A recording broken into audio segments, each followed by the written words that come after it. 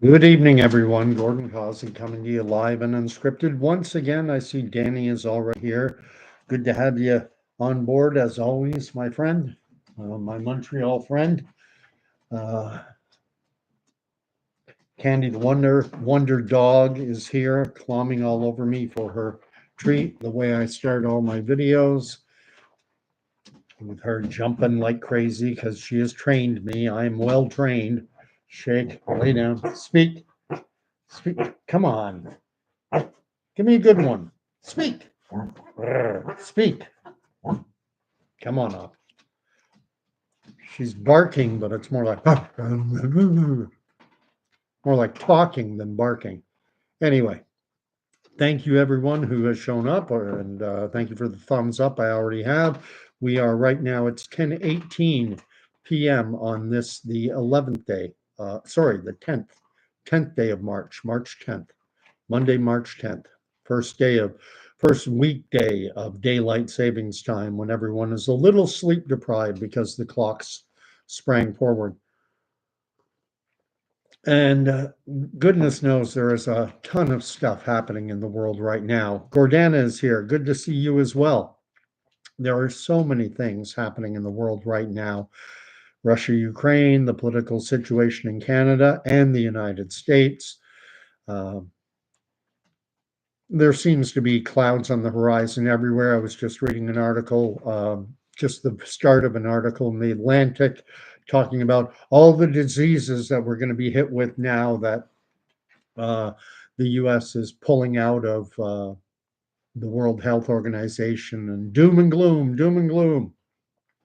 Canada or Ontario has started imposing a 25% surcharge levy on electricity being sold into Michigan, New York State, and I think the third one is Vermont. I'm not 100% sure on that, but I know it's Michigan. I believe it's New York, and I think the third one is Vermont, but I may be wrong on Vermont. But needless to say, lots of things going on in the world. Canada, we're getting a new prime minister. And I'm going to kind of take a pause from all the current events and talk to something more eternal. And Danny, I know you like to have your Bible with you, and I'm going to be reading the first quote that I'm going to be reading from the Bible. Speaks to why I'm turning my focus away from all the current events in the world. And it comes from the Gospel according to Matthew in chapter 24, and it is verse 35. And reading from the English Standard Revised or the Standard Revised. I'm not going to be reading the German Standard Revised, that's for sure. And these are the words: Heaven and earth will pass away, but my words will not pass away. The word of the Lord, thanks be to God. This is Jesus speaking and saying, Heaven and earth will pass away. All the turmoil, all the, every, the news events of the day always seem to be the most important thing going. And then time passes and we forget about it. There are things that are eternal. There are things that are far more important than the political situation in Canada or in the United States or globally or the economic situation. There's always turmoil in the world of one degree or another. And Jesus tells us that heaven and earth will pass away, but my words will not pass away. Tonight, I'm going to be talking about the chosen, which is, I haven't empirically checked this, but I think I'm safe in saying that it is one of, and quite possibly, I suspect it is the most popular ever streaming series of a faith based nature. Uh, and I see the live chat is filling up a fair bit now, and I'm not on live chat. I'm on top chat. Let me put it on to live chat. I don't want to miss any um, any of the messages. I've got Brett talking about the political situation. He is writing, sounds like Canada didn't learn anything from Turdo. And again, just I will be doing a video tomorrow, the next day, talking about the political situation, everything going on. I still have my eye on it, but I want to talk about this streaming show, The Chosen, which, as I say, is, if not the most popular streaming show, faith-based streaming show ever, it's certainly one of them. It has garnered an enormous following. And I have done two previous videos on it, at least two. And I know that I've mentioned it many times. I've referenced it and talked about the fact that I want to do a video on it. Well, tonight's the night. I'm doing a video, my third video specifically on The Chosen. And Danny is writing that it's really well made. When I made those two previous videos, I had not watched any of it, aside from little clips, little scenes that have been shared on social media platforms. The scene where Jesus encounters the woman at the well in Samaria. I'd seen the vignette of where Jesus heals the leper, um, the one of the man at the pool who Jesus heals. I've seen a number of these snippets, little scenes from The Chosen, but I never watched a full episode. And I'm not one who likes to. How often do we hear from people, you shouldn't read that book, ban that book? And the people advocating that a book be banned had never even read it. And so I thought it incumbent upon myself, being a Christian, I should at least be aware of what is being put out there. I had some skepticism about The Chosen, and this is mentioned in those previous videos. Number one, the affinity between the production and the Church of Jesus Christ of Latter-day Saints. Um, Dallas Jenkins, the creator of The Chosen, who is in the thumbnail picture, and I've asked the question in the thumbnail, herald or a heretic?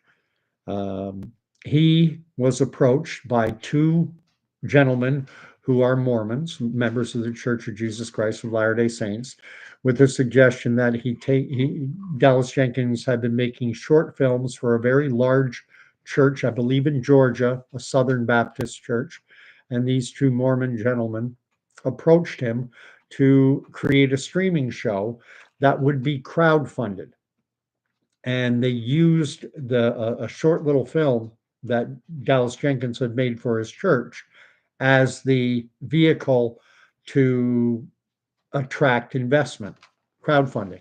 And they ended up crowdfunding in the neighborhood of $10 million, which Dallas Jenkins, in several interviews, says is the record, the largest ever crowd-funded project for a streaming show or for a multimedia type endeavor. And so The Chosen, now $10 million, that's not, you can hire actors, you can get good production quality, you can get sound equipment, and you can get moving. And they did season one, they've done season two. I believe they have just completed season five. It's my understanding there are going to be at least two more seasons.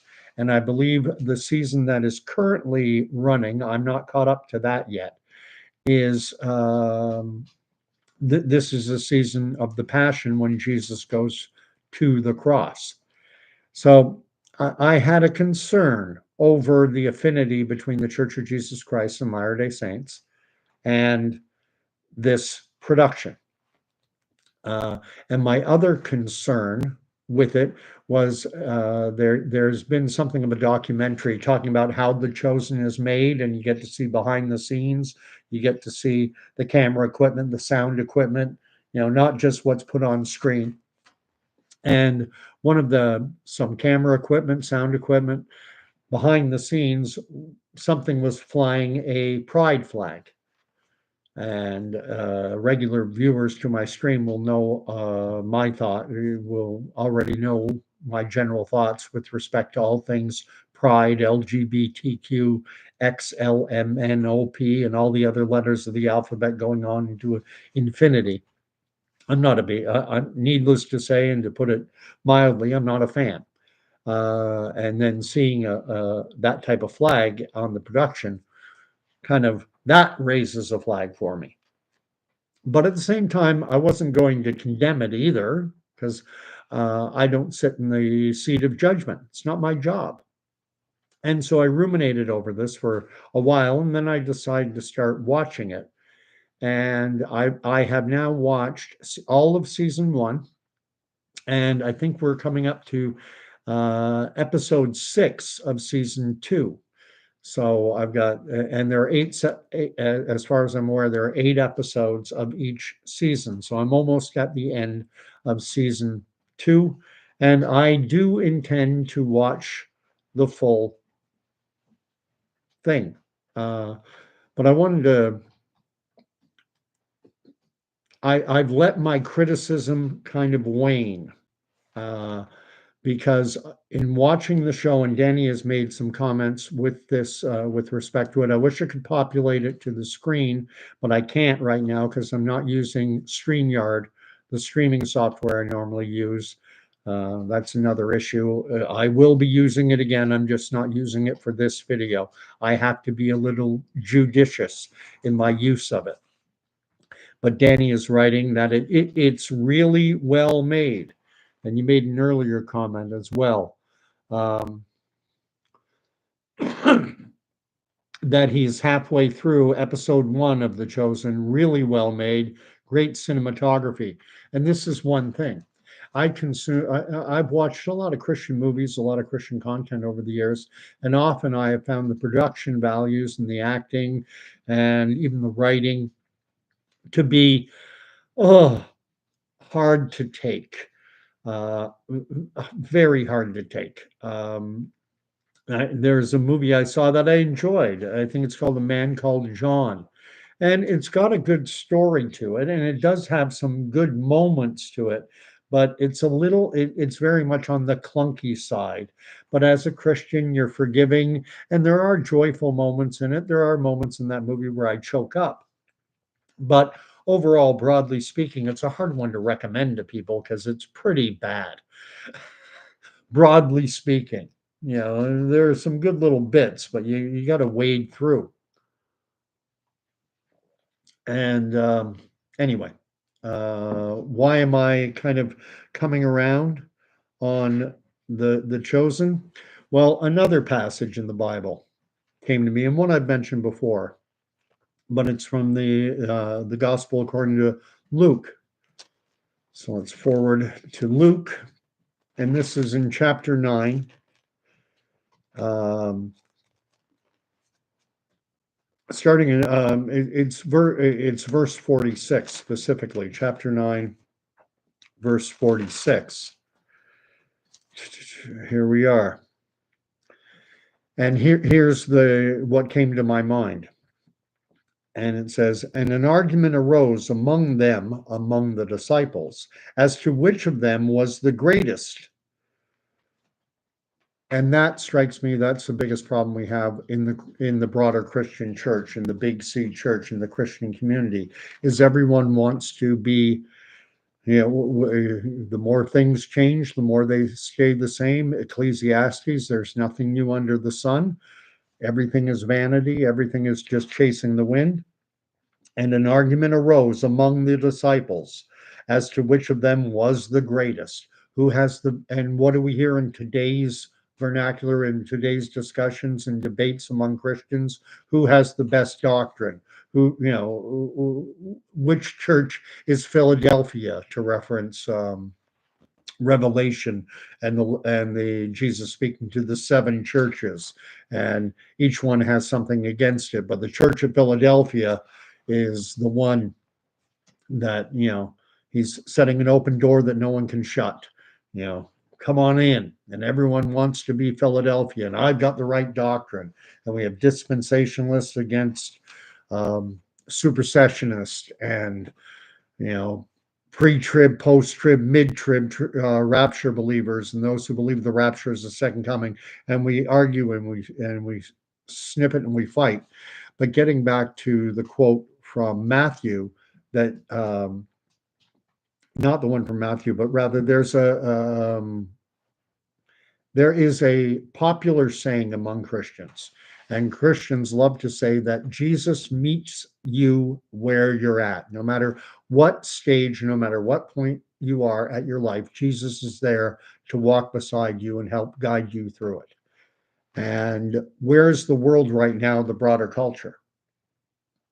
We're not the broader culture, we are not on the Christian path by any stretch of the imagination. I had a conversation months ago with a young woman I work with, and I was talking to her about faith, and I was asking if she'd ever been to church and what she knows about the Bible and what have you. And she said, "Oh, I'm not into that. I am not a religious person." And I hit her with, and I said, "I bet you are religious." Oh, no, no, no, I'm not religious at all. And I said, "Do you follow a sports team?" She goes, "No." And I said, "All right, what about streaming shows?" "Oh, yeah. Oh, yeah." And she started to rhyme off some streaming shows that she watches, that she binge watches. And I said, "See, you are religious, not about not about Christianity or any religion or any anything of faith, but you are religious in your observance and your watching of these streaming shows." And we are in a culture right now where people Jesus meets us where we're at. Could the Spirit be guiding Dallas Jenkins to help to have Jesus meet people where they're at? The culture of today, where people are not where everyone is getting connected over their devices, over their laptops, over everything. Now, I just read the quote from Luke chapter 9, verse 46, and an argument arose among the disciples as to which of them was the greatest. And a lot of Christians will look at the chosen and they'll argue theological points. And what Dallas Jenkins, I believe, is genuinely trying to do is he's trying to be as faithful as he can to the text in presenting the gospel stories from Matthew, Mark, Luke, and John, and putting them forward and being true to the text, but at the same time trying to provide a context for them so that they are entertaining, watchable, and will lead you to want to know more. I'll give you an example. One is with the disciple known as Simon, later known as Peter. And we don't know. We don't have a backstory on Simon. What was he like? We have no idea. Was he a devout family man? Did he only fish professionally? Did he like to, what did he do in his spare time? How did he occupy himself? And we don't have anything. It's the gospel according to Matthew, Mark, Luke, and John. There's no gospel according to Peter. And even the ones we have about Matthew, Mark, Luke, and John, they're writing about Jesus. They're not writing about themselves. Uh, And I like what Danny has just written. He wrote by creating the chosen that Dallas Jenkins and his team. He's not a one man show. He's opening conversations about Jesus to an extent, to a great extent. I have actually started to recommend to kids, the ones I work with, I'm talking kids in high school or early 20s, to give it a watch. And I've no one's told me no, they're not going to watch it. They've all agreed to watch it, and I've asked them to come back to me and tell me what they thought. A young lady with whom I work, I suggested to her last week. I asked her if she had a chance yet. She goes, "No, no, but I'm going to." Well, we'll see. I hope she does. And well, what it's doing is, as Danny says, it's opening doors. It's allowing people to confront the gospel who have been removed from it. It used to be in bygone eras. When I was growing up, we were moving out of the era where church attendance was something of a societal expectation. It used to be when I was a kid that if you moved into a town and you didn't attend church, tongues would cluck. That family who moved in, they don't go to church. Now it's flipped around 180 degrees, and it's like that family that just moved in, those guys go to church. And people aren't confronting the gospel good news of Jesus Christ. And it's so essential in this world where everything's rocking, the boat is shaking, and people are looking for a place to put their feet. And that's what the gospel good news of Jesus Christ is there for. But how can people put their feet on something with which they have no familiarity whatsoever? And most people are not inclined to go to a church. They Church has been pejoratively trashed by the broader culture, by the media. When you turn on the TV, where the Christians are presented as the Ned Flanders types, intolerant, ignorant, knuckle dragging troglodytes, science denying, and they stick all these, and people say, oh, I don't want to have any part of that. And so, how can Jesus, how can Christ meet people where they're at? When and a lot of the blame falls squarely on the shoulders of Christians. Christians, we're broken, fallen human beings, and there's a lot of church hurt out there. There's a lot of people who've been hurt in churches, and so they've been cut off from that gospel good news. And now we have Dallas Jenkins presenting what I think is a very good representation. So I was talking about, and how does he do it?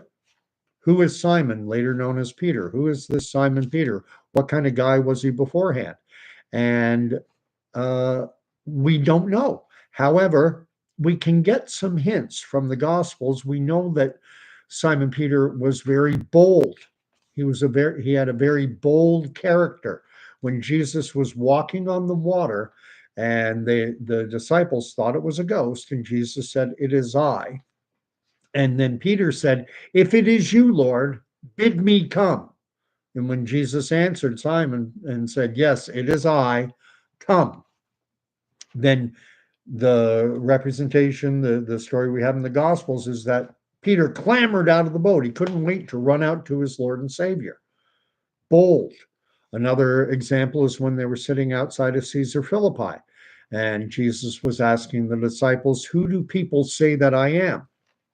And they said, well, some say you're John the Baptist brought back from the dead. Others say you're Elijah. Some say you're a prophet. And then Jesus said, well, who do you say I am? And then Peter, bold, bold as brass, says, you are the Christ. You are the Son of the living God.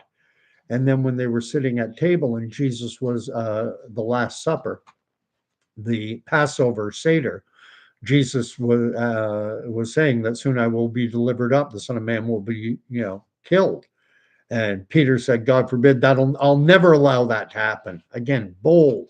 So we have this representation of Peter from the Gospels telling us that Peter is bold, he's brash. When they took Jesus away, Simon Peter pulled out his sword and cut off the ear of one of the guys taking Jesus away. Jesus restored it, healed him. But so that's the impression we have of Peter. So what they did with the chosen is they give you a story of what Simon was like before he met Jesus. And he's a gambler. Is that a reasonable supposition for a guy who is very bold, very quick to act? I would say it is. Gamblers tend to be impetuous, bold individuals. They also have him as a fighter and a schemer. And it makes for compelling viewing because you get wrapped up in the characters. And he also deals with Jesus's humanity. And when you read the Bible, and I'm gonna read from this is my Bible I had to buy for when I took a course in biblical studies at university. The course was called Greek and Biblical Traditions, and uh, it gives kind of a scholarly overview on the Gospel of Mark. Every book of the Bible, it gives you a scholarly synopsis overview. This is what you're going to be reading. The Gospel according to Mark is commonly thought to have been the first of the written Gospels in the New Testament. So Matthew, Mark, Luke, John. Mark is thought to be the earliest because they believe that the writer of Matthew would have seen um, Mark, as well as Luke, the physician Luke. Both were aware of Mark's Gospels and that those two came after. The evangelist presents Jesus of Nazareth as the Son of God, whose ministry was characterized by a succession of mighty works, which, to those who had eyes to see, were signs of the presence of God's power and kingdom. The gospel is largely a collection of narratives that depict Jesus as being constantly active. A favorite word in Mark is immediately, which occurs 40 times in the 16 chapters, and then immediately, 40 times in Mark's gospel. It's immediately, immediately, immediately. When you read Mark's gospel, you almost get the impression that Jesus is Usain Bolt, running from one miracle in one place to the next. But obviously, life doesn't unfold that way. There are lapses, there are gaps, there are time to rest. And what happened during those times? And these are the gaps that Dallas Jenkins and his team, the creators of The Chosen, attempt to fill in the gaps to make a depiction. They still accurately depict what is presented in the Gospels when you see the story of the guy at the pool. And if you're not familiar with the Gospels, there's a pool in Jerusalem. It was called the Pool of Bethesda or something like that. Bethesda Pool, Pool of Bethesda, that was believed to have healing properties. It was actually something of a paganistic ritual because there was a hot spring attached to the pool that would bubble the water up. And the belief was at that time that whoever managed to get into the water first would be healed. And this is not unique in the sense that hot springs have long been held to have healing properties. If you think about it, you have back in the ancient world, there were no baths, no turn on a hot water tap. And so to be able to bathe in warm, hot water, steaming hot water, could feel good on on old bones. I'm healed. I'm revived. Oh my gosh, that pool has magic powers. And Jesus asks the man in the gospel account. Jesus asks the man, "Do you want to be healed?" And it goes immediately from the guy saying, "I have no one to help me down into the water, and when I try to get into the water, people step down in front of me." And then Jesus says to the man to rise, take up your mat and go, walk.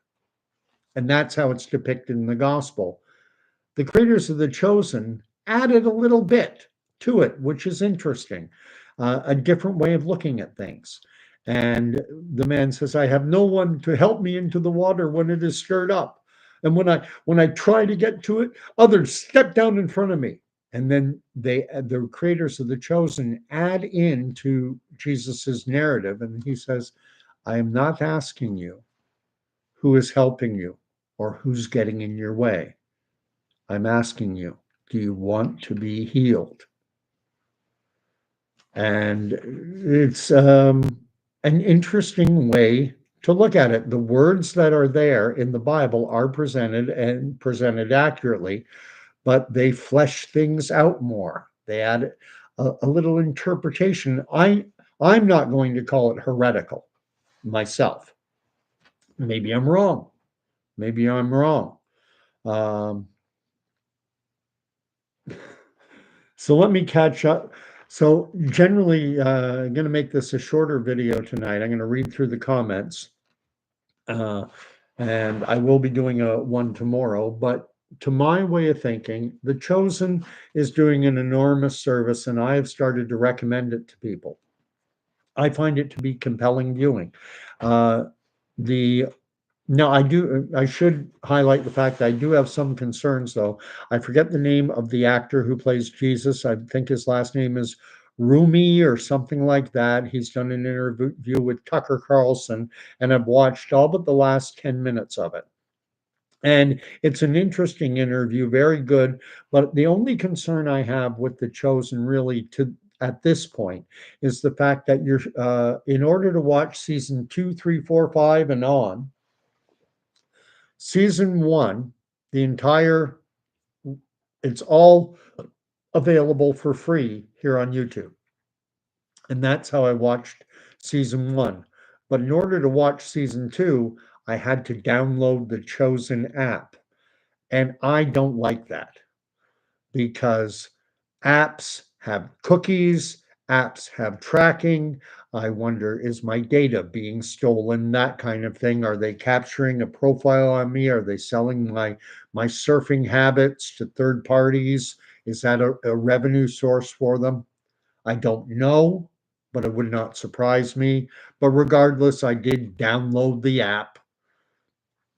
And then when I saw the actor who portrays Jesus being interviewed by Tucker Carlson, they were talking extensively about the Hallow app. And there's an advertisement for the Hallow app where you have an application that is guiding you through things like your prayer life and fasting and other things. And I don't think there's something unhealthy about that, in my humble estimation. To something as important as your spiritual life should not be reduced to an application where it's going into the cloud. And I've given enough opinions with my thoughts, on AI, artificial intelligence, and I think there's definitely a demonic element to it. And I don't like the technology aspect, but we live in a technological world, sadly. And so if Jesus is going to meet us where we're at, the only thing is I would be very cautious about downloading an app like this Hallow app and basically interacting probably with AI and with cookies and everything, and sharing your spiritual journey, your spiritual walk with an application. But aside from that, that criticism, I don't have any criticism of the content as it's being put out. I think they're doing an amazing representation. The actors are broken, flawed human beings, but then Moses was a broken, flawed human being. David was a broken, flawed human being. Joshua, everyone in the Bible, save for Jesus Christ himself, was a broken, flawed human being. And God uses broken, flawed human beings to fulfill his purposes. He fulfilled his purposes through Joseph when he was taken into slavery in Egypt, and through Noah. Noah was another broken, flawed individual. Got drunk after they came off the ark, got loaded drunk and passed out. Everyone in the Bible is is broken, fallen, and sinful. So why? And there's a tendency, I think, because it's religion, because it's Christian, there's a tendency to want it to be perfect. And look at the log in our, that's the old admonition from Jesus, to examine the log in your own eye before pointing out the speck in another's eye. And Dallas Jenkins isn't perfect, but then again, when I'm perfect, I'll complain about him. I've seen his, and as for the connection to the Latter Day Saint Church, he doesn't present the gospel as from any of the. It's not the Book of Mormon being put on the show. It's the Gospels of Matthew, Mark, Luke, and John blended together to present a compelling and watchable and entertaining show, like Spartacus in a way, but not nearly as pornographic, not pornographic at all. So let's read what's being written and catch up. I'm going to start from Danny wrote, "It's really well made," and that he's halfway through the first episode. Me saying, "Evening, everyone. Cryptomerica Cryptomeria is writing, at least Monday is done. I hate the time change. So do I. Boom, boom, boom. Denny writes, by creating The Chosen, he is also, I mentioned this, opening conversations. Good. Um, Eat Me is saying she's going to have to give it a watch. Didn't know it was crowdfunded. Is it on Netflix? No, it is on the first season, and this is what I would recommend. If you're intrigued and want to watch it, watch season one here on YouTube. And then if you want to watch following episodes, you can go to Google Play or the other app stores and download the Chosen app for free, and then you can watch it. I That's what I did. So, it's kind of like a test run. Do I like it? Watch it on YouTube. You get some ads broken up in it, like my videos now. Get some ads broken up in it, but then you can decide, okay, do I want to sign up for another app? And then bring the app, and then you can watch it on your phone, on your tablet, on your computer, wherever you want. And Danny's writing, it can also be said to be a great opener to the Bible because people can relate to it better because they saw it on TV. Absolutely. That's what I talk about, meeting you where you're at. And we live in a culture where everyone's watching streaming shows. So now there's a quality, good, well acted, high production value streaming show depicting the life of Jesus. And Hank Holiday from Texas is here. Jesus is King. And there, Danny gave me the name Jonathan Rumi is the name of the actor. And I'm finding myself, as time goes on, I'm becoming less and less judgmental, which I think is a good thing. I was watching that interview with Jonathan Rumi, and I used to have a big issue with the Catholic Church, with the Roman Catholic Church. And I still do have issues with it. However, one of the issues I have, Jonathan Rumi was talking about the rite of confession, where an individual goes into a confessional booth. Forgive me, Father, for I've sinned. It's been 2 months, a week, 3 years since my last confession. And since that time, then you tell the priest your sins. And I used to view that as wrong. Like I thought it was wrong. And I still do, but with a caveat. I think it's wrong for children. I think it's wrong for children to confess to a third party priest. I think that might be an avenue for an abuser to gain power and control over a child. And as we've seen with Rome, there's been a lot of abuse. And I think that could be kind of a genesis of it, is when a child goes in, confesses sins to an adult. And if that adult, Satan is in our churches, all of them, not just Rome, but all of them. And that's dangerous to give. If there is a priest who has pedophilic inclinations, and that priest has a child, shaming him or herself. Shame is a powerful weapon, especially it's a powerful weapon over anyone, but especially a child.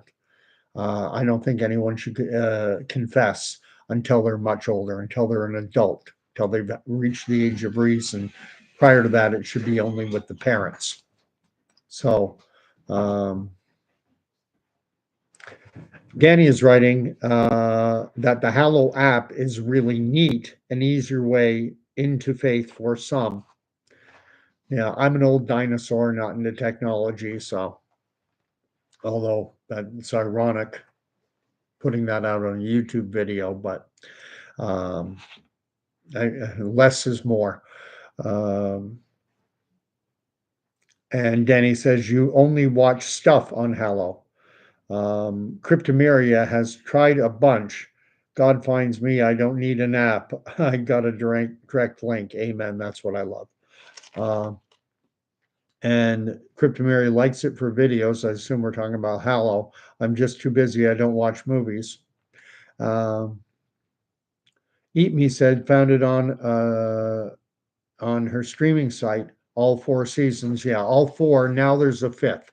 The fifth one has just dropped within the last few months.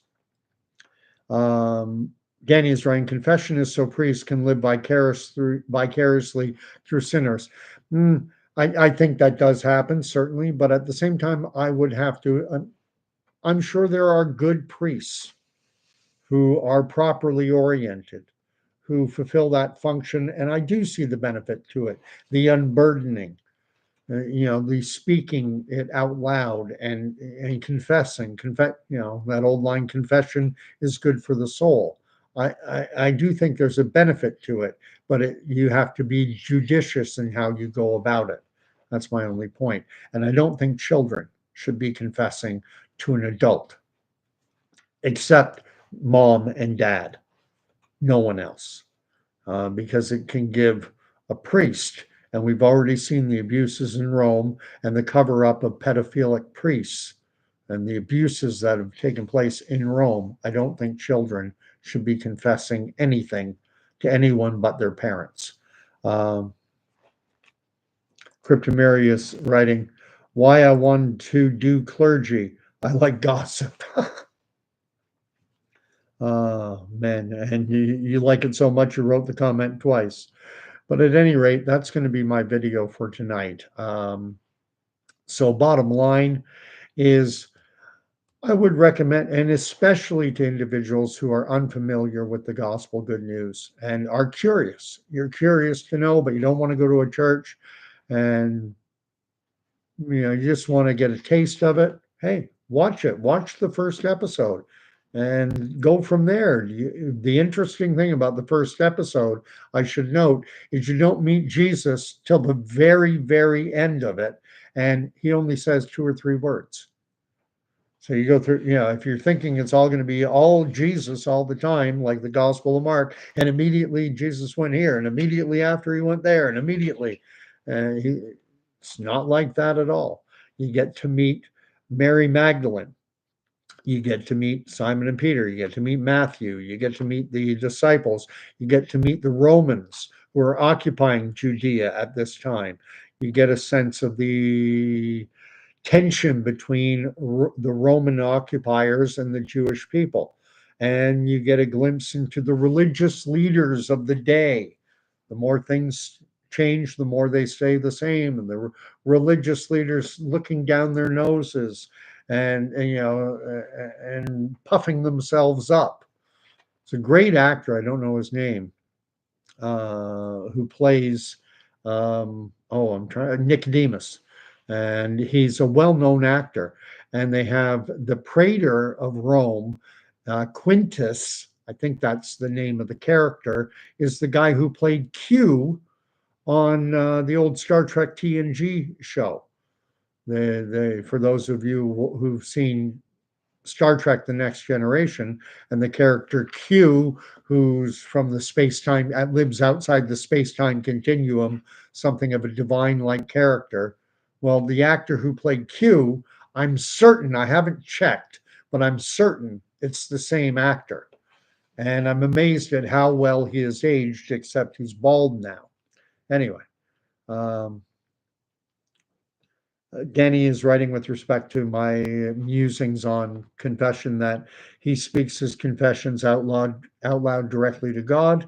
Uh, Cryptomary enjoyed the stream. I kind of had as I was doing it, I'm kind of disjointed. I'm not very directed, but I feel like the last couple I did where I was talking about politics. Politics is an easier topic.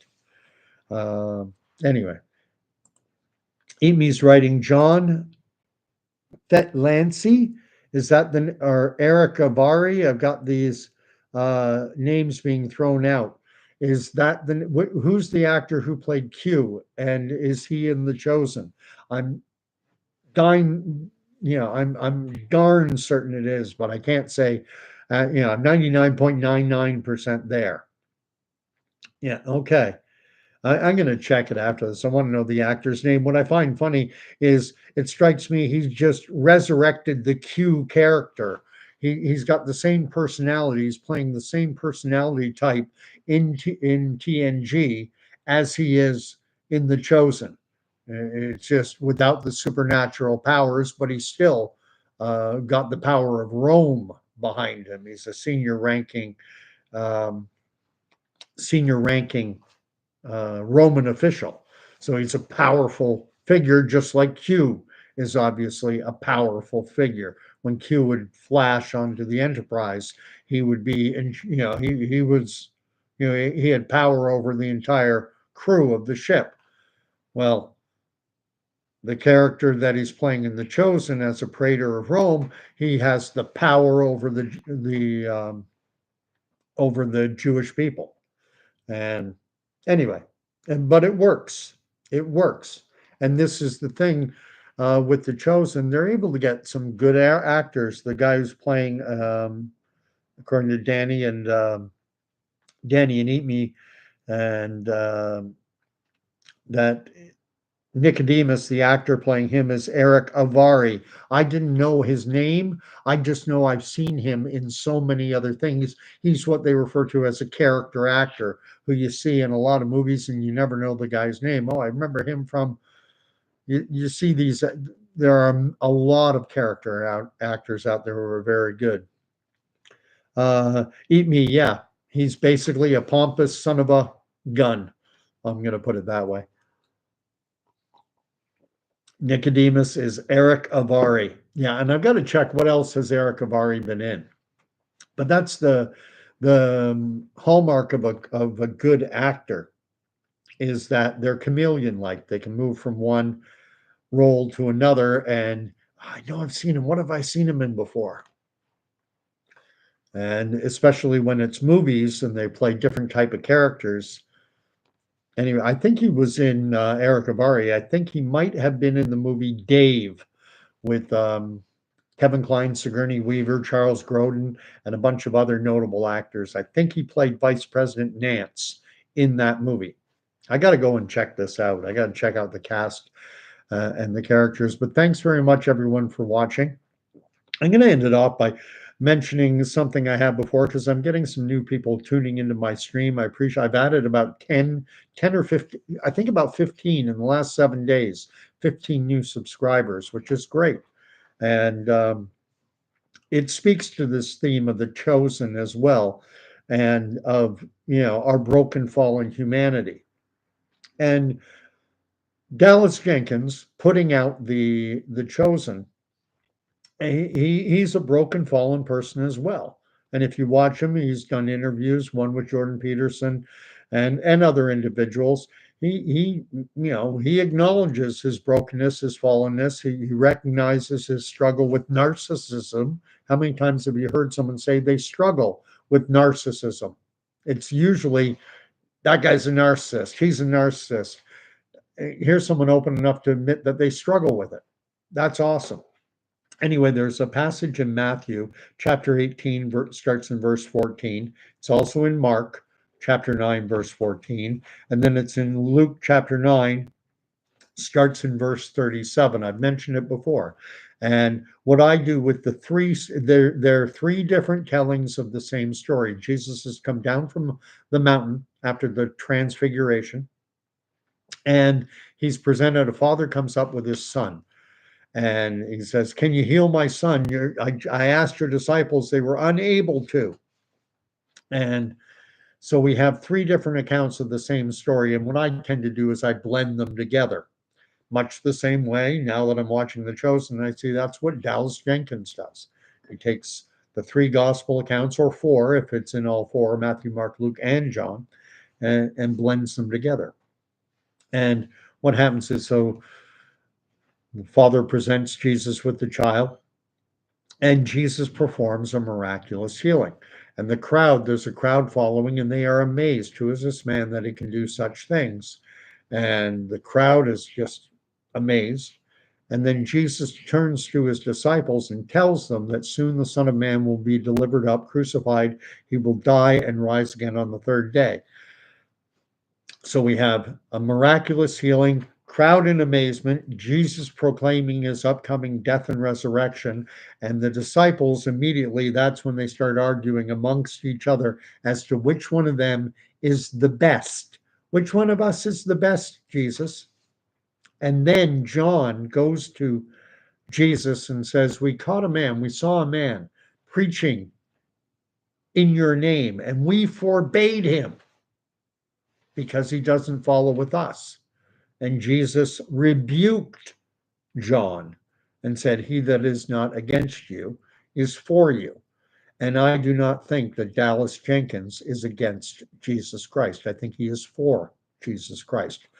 Is the chosen perfect? No, it is flawed. Just like The Godfather is flawed.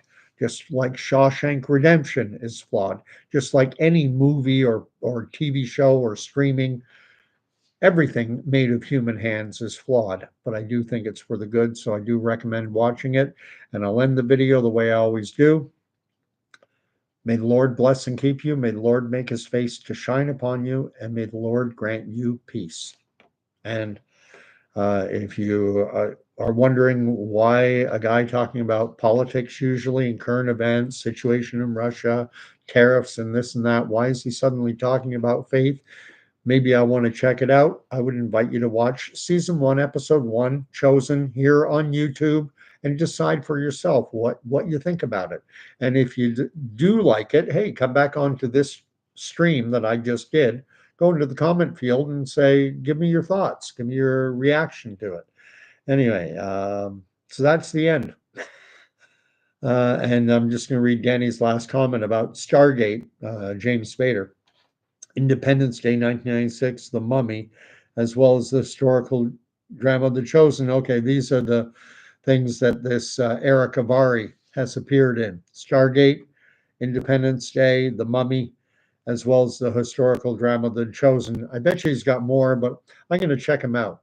Anyway, God bless all, and we'll talk to you in a night or two. And I am talking to George Antonios, my buddy, and he's hopeful to be able to do it this week. He's a hard guy to nail down, very busy. He does Bible studies at his church. He's got a young family, so hoping. I'm sure it'll happen at some point. Anyway, we'll talk to you all soon. God bless.